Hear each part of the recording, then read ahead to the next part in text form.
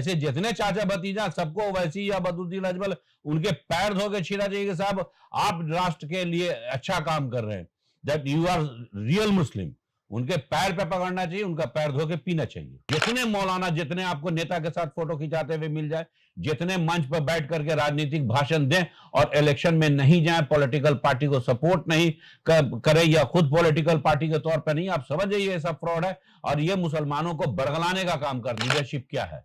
Unite the community, unite the state level public. तो ये खुद ही नहीं संभाल पा रहे। अभी मामूली वक्फ का मामला आया, वक्फ के मामला में आप देख लीजिए, इनके जितने संगठन हैं सब अलग अलग लड़ रहे हैं। भाई मुद्दा एक, मामला एक, सब चीजें अलग, तुम सब अलग लड़ रहे हो, इसका मतलब यू ऑल आर फर्जी। नमस्कार, आदाब, सत श्री अकाल। मैं हूं मनोज नारायण सिंह और आप देख रहे हैं मंथन टुडे। चर्चा करने के लिए अशफाक रहमान जी हम लोगों के साथ हैं, राजनीतिक विश्लेषक हैं। अशफाक जी, बहुत बहुत स्वागत है आपका। सबसे पहले आखिर ये मुस्लिम राजनीति का जो रुख है ये किस तरफ जा रही है? क्या सियासत में क्या इसकी भागीदारी होगी? देखिए मनोज जी, मुस्लिम राजनीति फिलहाल भारत में अभी हो नहीं रही है। मुसलमान एक फुटबॉल के मानिंद है और उससे ज़्यादा कुछ नहीं है। हर आदमी उसको इस्तेमाल कर रहा था। इत्तेफाक से कुछ लोग अभी उसमें से, जैसे वहाँ आसाम में बदरुद्दीन अजमल निकले, फिर ओवैसी साहब निकले, इन लोगों ने एक दिशा दी। जब बहुत ज़्यादा मुसलमानों की उपेक्षा हुई तो इन लोगों ने इसको एक दिशा दी। अभी कोई बहुत ज़्यादा इस पे सोचने की ज़रूरत नहीं है, क्योंकि भाजपा है और भाजपा जिस तरह की राजनीति अभी कर रही है उसमें इन लोगों का निकलना और थोड़ा बहुत मुस्लिम आबादी जो है वो इस बात को समझ रही है कि उसको अपनी लीडरशिप चाहिए, अपनी क़यादत चाहिए, तो वो इस तरफ जा रहे हैं। अच्छा, ओवैसी बिहार में एंट्री कर लिए हैं, कर्नाटक में तक ही सीमित नहीं है, वो बंगाल में भी पांव पसारने के चक्कर में है। पिछला बार यूपी में भी उन्होंने अपनी दस्तक दे दी। वो अपने पार्टी को राष्ट्रीय स्तर पर ले जाने के चक्कर में लगे हुए हैं। तो इधर चाचा भतीजा में बेचैनी क्यों हो गई? नहीं, चाचा भतीजा तो चूंकि उनको, वो लोग जो हैं वो राजनीति तो कर नहीं रहे हैं, उनको बेचैनी पहले भी थी, आज भी थी। जहां तक हमको ये लगता है कि महमूद मदनी का एक इंटरव्यू हमने देखा था, उसमें उन्होंने कहा कि मैं मुस्लिम लीडरशिप उभरने नहीं दूंगा। तो आप ये कह सकते हैं वो किसी ना किसी पार्टी के फेवर में खड़े रहते हैं हमेशा। राज्यसभा एमपी के लिए वो हमेशा लगे रहते हैं, चाहे उनको भाजपा भेज दे, आरएसएस भेज दे या कोई भी भेज दे उनको, मतलब किसी तरह से वो चाहते हैं कि वो राज्यसभा चले जाएं। तो वो मुस्लिम लीडरशिप क्यों ही करेंगे? आप चाचा भतीजा दोनों के स्टेटमेंट आप जब भी सुनेंगे तो वो स्टेटमेंट मौलाना के नहीं होते हैं।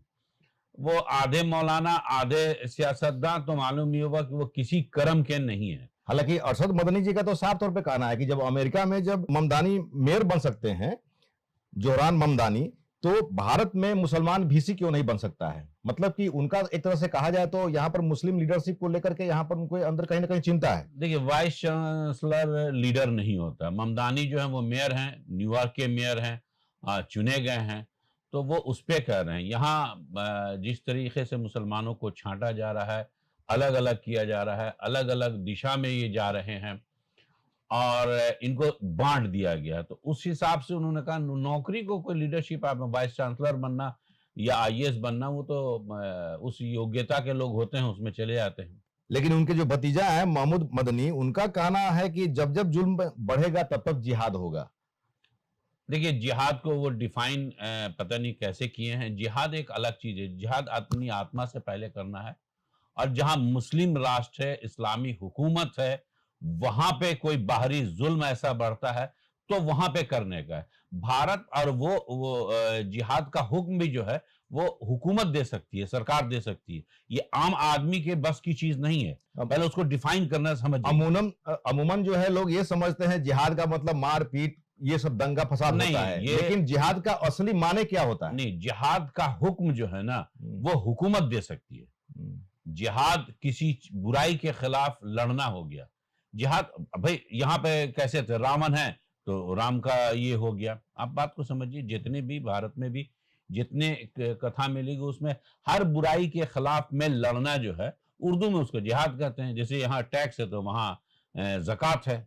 इस्लाम में मुसलमानों में ज़कात है, सदका है, फितरा है। जैसे आपके यहाँ जीएसटी है, अदर्स है, तो मुस्लिम कानून में ये बहुत पहले बनाया गया, क्योंकि डेमोक्रेसी की जो देन है वो इस्लाम से है।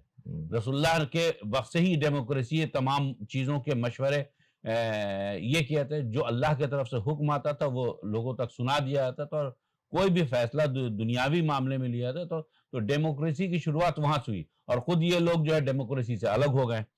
अभी जो महमूद मदनी या अरशद मदनी चचा भतीजा कह रहे हैं, इन लोगों ने कभी लीडरशिप तो की नहीं। लीडर ये बनना भी नहीं चाहते हैं। ये चाहते हैं कि सरकार को हम तेल लगाते रहें। इनको आप देखिए, बदरुद्दीन अजमल को इन लोगों ने जमीयत से निकाल दिया था जब उन्होंने अपनी पार्टी खड़ी की आसाम में। उनको लगा कि अरे ये लीडर कैसे हो। आरोप भी लग रहा है कि जो जमीयतुल उलेमा है वो कांग्रेस की पिट्ठू संगठन है। देखिए, सभी कांग्रेस के पिट्ठू हैं। कांग्रेस से निकल के भाजपा बनी, आप कैसी बात कर रहे हैं। और ये जितने भी सो कॉल्ड फर्जी किस्म के मौलाना है, बिल्कुल साफ कही, ये मजहबी ताजिर हैं। और ये लोग मजहब की तिजारत करते हैं। धर्म को धंधे की शक्ल में लेते हैं। इनकी आमदनी का स्रोत क्या है? कोई व्यापार करते हैं, कोई कुछ करते हैं, नहीं। क्या सभी मौलाना वैसे हैं? ज्यादातर। अभी आप फर्जी मौलाना आप उनको समझ लियो जो नेताओं के साथ जाके फोटो खिंचवाता हो। मजहबी जो मौलाना होंगे वो इस्लामिक जो स्कॉलर हैं, इस्लामिक रिसर्च की बात है, इस्लाम के बारे में जानकारी वो देंगे। वो सियासत में बिला वजह दखल देते हैं ना। सियासत में इसलिए दखल देते हैं कि मुस्लिम सियासतदान नहीं उभरे, और ये पहली कोशिश सबसे पहले रही है कांग्रेस की। चूंकि कांग्रेस का जो मेन बेल्ट रहा है वो यही रहा, तो कांग्रेस ने अपने पिट्ठू बहुत ज्यादा बड़े पैमाने पे पैदा किए मुसलमानों की शक्ल में। ये सब राज्यसभा और विधान परिषद जाने वाले और बटरिंग करके आगे जाने वाले लोग ये फर्जी लोग हैं। ये मजहब की तिजारत करते हैं।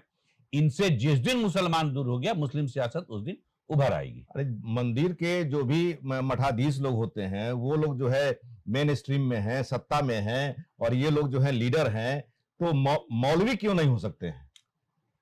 मौलवी को अपना मजहबी ये जो है ना वो चोला उतारना पड़ता। देखिए, मंदिरों और इसके मठाधीशों की जहां तक बात है, उसको आप इस नजरिए से देखिए कि उनकी संख्या यहाँ पे 80% है, आप 20% हैं, ठीक है। तो वो अपनी चीज को कर लेंगे, आप उनका मुकाबला मत कीजिए।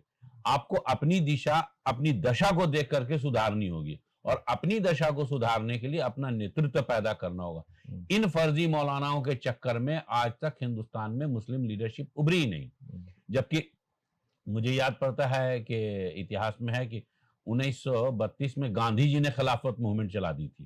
खिलाफत क्या है? पब्लिक के जरिए चुनी गई। इसको इन लोगों ने, यही वो लोग हैं।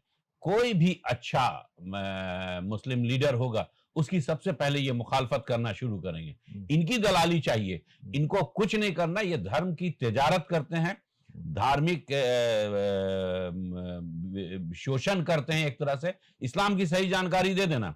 इनको खुद इस्लाम के बारे में नहीं पता है कि साहब हम किस दिशा में ले जाएं राजनीति को, और किस दिशा में धर्म को ले जाएं। ये दोनों का घाल मेल किए हुए, इनको खुद पता नहीं है। और इसी वजह से ये बहुत लालची लोग होते हैं, और बहुत महत्वाकांक्षी और लालची लोग हैं। इनसे जिस दिन मुस्लिम राजनीति दूर हो जाएगी, या मुस्लिम जनता इनसे दूर हो जाएगी, इनसे सिर्फ मजहबी मामलों में राय मशवरा करे, उससे ज्यादा की जरूरत इनकी नहीं है। अच्छा, महमूद मदनी ने कहा था कि ओवैसी का नाम लेकर के उन्होंने कहा था कि भारत में किसी मुस्लिम नेता को उभरने नहीं देंगे। तो ओवैसी की जो पॉपुलैरिटी हो रही है उससे महमूद मदनी को कितनी बेचैनी हो रही है? देखिए, वो पिट्ठू हैं किसी ना किसी पॉलिटिकल पार्टी के व्हाट्सएवर। मेरे ख्याल से तो शायद कांग्रेस सबसे ज्यादा इस चीज पे रही है, तो वो एक पिट्ठू के तौर पे हैं। तो वो अपने आका की जबान ही बोलेंगे ना। उनको तो पेट में दर्द होगा। उन्होंने कभी राजनीति तो की नहीं, कभी महमूद मदनी ये इन लोगों ने कभी इलेक्शन लड़ा है? कभी ये इलेक्शन नहीं लड़ेंगे। ये मुसलमानों को बरगलाने वाले लोग हैं, मुसलमानों को मजहब के नाम पे दूर फेंकने वाले हैं, मेन स्ट्रीम सियासत से दूर करना चाहते हैं। इसी वजह से इनकी हरकत ये होती है। ये चाहते हैं कि मजहबी पेशवा भी हम बने रहें, राजनीतिक पेशवा भी हम बने रहें, जो कभी भी संभव नहीं है। तो ये कभी कर ही नहीं सकते हैं। तो कहीं ना कहीं इससे मुस्लिम समुदाय को कहीं ना कहीं हानि तो हो रही है। अरे भाई, अगर आप समझे तो ये क्राइम कर रहे हैं, अपराध कर रहे हैं। इस्लाम को इन्होंने इस्लाम के ढंग से डिफाइन नहीं किया। ये अपराध कर रहे हैं। ये जितने मौलाना, जितने आपको नेता के साथ फोटो खिंचाते हुए मिल जाए, जितने मंच पर बैठ करके राजनीतिक भाषण दें और इलेक्शन में नहीं जाए, पॉलिटिकल पार्टी को सपोर्ट नहीं करें या खुद पॉलिटिकल पार्टी के तौर पर नहीं, आप समझ जाइए ये सब फ्रॉड है। और ये मुसलमानों को बरगलाने का काम करते हैं। चूंकि इनका कहना, इन लोग जन्नत का सपना दिखाते हैं लोगों को, जिस वजह से लोग बौला जाते हैं। जिस दिन इन लोगों को छांट के दरकिनार कर देगा अवाम, मुसलमान सही माने में मुस्लिम हो जाए, उसको अपने दीन को खुद पढ़ना चाहिए। ये तो पढ़ा नहीं रहे, ये दीन तो बताते ही नहीं है। ये आपको राजनीति क्या बता पाएंगे? इनकी औकात ही नहीं है राजनीति की समझ की। ये खुद नहीं समझते हैं राजनीति का कर लेंगे।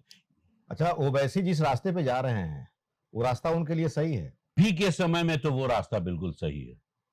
एक बात समझिए, जब वो सबके साथ मिलना चाहते हैं, महागठबंधन के साथ आना चाह रहे थे, आप कांग्रेस से मिलना चाह, सबके साथ मिलना चाहें, उनको लोग मिला नहीं रहा है। इसका मतलब क्या है? इसका मतलब साफ ये है कि साहब आप हमारे यहाँ दरी बिछाइए, चाय बनाइए, आप हमारा झाड़ू पोछा कीजिए, आप इसी लायक हैं जैसे बाकी स्टाफ रखे हुए। हम किसी किसी को मंत्री बना देंगे, जिसको चाहेंगे कव्वाल को लाके मंत्री बना देंगे, शायर को लाके एमपी बना देंगे। ये जो जिनका जनता से कोई लेना देना नहीं है, जनता के दुख सुख को नहीं समझते, शायर का एक अपना अंदाज होता है, शायर को लेकर चले आएंगे। ये एक अलग विंग से लाते हैं। पब्लिक से टच किए हुए जो लोग हैं उनको नहीं लाते हैं और उनको मान्यता नहीं देते हैं। बस इतनी से फर्क है। तो ओवैसी के राजनीति में एंट्री से और राष्ट्रीय स्तर पर जो उनकी चर्चा हो रही है, इससे चाचा भतीजा को कितना नुकसान होगा? देखिए, चाचा भतीजा ये लोग मजहबी ताजिर हैं। चाचा भतीजा को नुकसान क्या होगा, उनको कौन सा ये करना, वो तो अभी आप सोचिए ना कि उनके अंदर कितनी, ये मुसलमान को लीडरशिप क्या है, unite the community, unite the state level public. तो ये खुद ही नहीं संभाल पा रहे। अभी मामूली वक्फ का मामला आया, वक्फ के मामला में आप देख लीजिए, इनके जितने संगठन हैं सब अलग अलग लड़ रहे हैं। भाई मुद्दा एक, मामला एक, सब चीजें अलग, तुम सब अलग लड़ रहे हो। इसका मतलब यू ऑल आर फर्जी, सब के सब फर्जी हो और सब पब्लिक को धोखा दे रहे हो। सब पब्लिक मनी जो तुम्हारे यहां आता है, जकात, फितरा, खैरात खाते खाते इन लोगों का दिल स्याह हो गया है और ये लोग मुसलमानों को बरगला रहे हैं। अच्छा, आपने पिछले इंटरव्यू में कहा था कि लोकतंत्र इस्लाम का देन है। मुस्लिम इदारों में जमहूरियत है ही नहीं। यहां अभी जो चीज है ना, बाप के बाद बेटा कुर्सी पकड़ लेता है और मुस्लिम इदारों में गद्दी बनाया हुआ है। पीर हैं तो उनके बेटा पीर हैं, वहां जमहूरियत है ही नहीं, नजर ही नहीं आती है। कहाँ इस्लाम की देन है? इन्होंने, अल्लाह के नबी ने, मतलब प्रोफेट मोहम्मद ने जो इस्लाम चलाया, जो शिक्षा दी, ये उसके विपरीत चले गए हैं। ये बिल्कुल उसके विपरीत दिशा में जा रहे हैं। इस्लाम का ABCD ये नहीं जानते और जो कुछ ये अल्लाह को मानते हैं इसलिए मुसलमान है, लेकिन परेशान है कि अल्लाह की बात नहीं मानते हैं। ये कुरान को मानते हैं लेकिन परेशान इसलिए क्योंकि कुरान में लिखी गई बातों को नहीं मानते हैं। ये प्रोफेट मोहम्मद को मानते हैं लेकिन प्रोफेट मोहम्मद के बताए हुए रास्ते पे नहीं चलते हैं। अगर उनके रास्ते पे चलते तो इन्होंने अलग अलग जो दुकानें खोली, मैं ये मसलक का, मैं वो मसलक का, ये मसलक का, ये मसलक का, ये खोलते ही नहीं। मसलक का मतलब ही शुरुआत है कि उलमा का सलीका हो गया। भाई रसूलुल्लाह ने जब कह दिया दीन मुकम्मल हो गया, प्रोफेट मोहम्मद ने आपके कह दिया, फिर आप अलग अलग जब दुकान खोल रहे हैं, इसका मतलब है कि आप बाइफरकेट कर रहे हैं इस्लाम को और अपने हिसाब से इस्लाम को चलाना चाह रहे हैं। आज मुस्लिम लीडरशिप नहीं चलने की जो वजह यही है कि मुस्लिम अवाम उनके साथ नहीं जा रही, वो मौलाना के साथ चली जा रही, क्योंकि मौलाना दुनिया और दीन दोनों का सपना दिखाता है। अरे भाई, दीन तब है जब तुम्हारा दुनिया सुधरेगा, तब तुम्हारा दीन सुधरेगा। इन लोगों के इससे इन लोग, यही वो सरदर्द है मुस्लिम राजनीति में। जब ये दूर होगा तभी मुस्लिम राजनीति यहाँ पे आगे बढ़ेगी और एक सही दिशा में बढ़ सकेगी। मौलाना को राजनीति में आना चाहिए कि नहीं? मेरे ख्याल से तो यहाँ एक को भी नहीं आना चाहिए। वो मौलाना ही नहीं होगा जो यहाँ की राजनीति में आ जाए। मौलाना को राजनीति में नहीं आना चाहिए। हालांकि मौलाना तो माने अपना कांटेक्ट अपना बनाए रहते हैं, समुदाय में उनकी पकड़ अच्छी होती है। देखिए, तो धार्मिक डर जो है ना, वो एक अलग चीज है। तो धार्मिक डर धर्म के मामले में, दुनिया में कैसे जीना, वो इस्लाम में बहुत अच्छा समझाया गया। वो बताते ही नहीं है, वो अपने पीछे लगाते हैं। लोग समझते हैं कि साहब ये मौलाना साहब हमको जन्नत का दिशा बता देंगे। अरे वो खुद जन्नत में जाएंगे कि नहीं, इसकी गारंटी तो वो दे नहीं सकते। वो दूसरे को क्या देगा, इसी लालच में लोग लगे रहते हैं। दुनिया क्या, इंसान तो फितरी तौर से लालची है, इसलिए इनके साथ लगा रहता है। और जो सियासतदान है वो देश के सुधार की बात करेगा, पूरे कम्युनिटी के सुधार की बात करेगा, उस तरफ नहीं जाते हैं। तो ओवैसी की तरह और भी जो अगर कोई लीडरशिप यहाँ पर अगर सामने आता है, या फिर ओवैसी के साथ ही उनको आगे बढ़ाने के लिए लोगों को क्या करना चाहिए, समुदाय के लोगों को क्या करना चाहिए? देखिए, किसी भी समुदाय के विकास के लिए उनका एकजुट होना बहुत ज़रूरी है। ये जो कहने को तो ये मुस्लिम है, लेकिन जैसे ही मसलक कोई एक मसलक ले लें, व्हाटसोएवर, मसलक हो ही नहीं सकता इस्लाम में।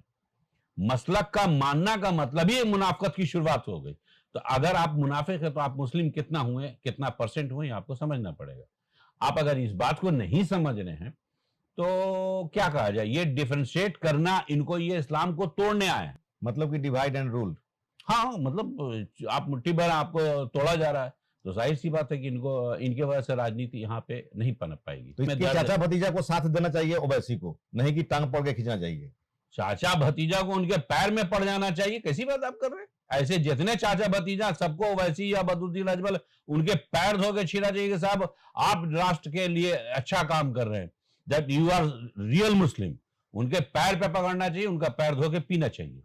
तो अशफाक जी का साफ तौर पे कहना है कि यहाँ पर मौलाना जो भी हैं वो जो है उनको राजनीति में नहीं आना चाहिए। बहुत बहुत शुक्रिया। ऐसे ही निष्पक्ष खबर देखते रहने के लिए चैनल को लाइक करें, सब्सक्राइब करें और शेयर करें।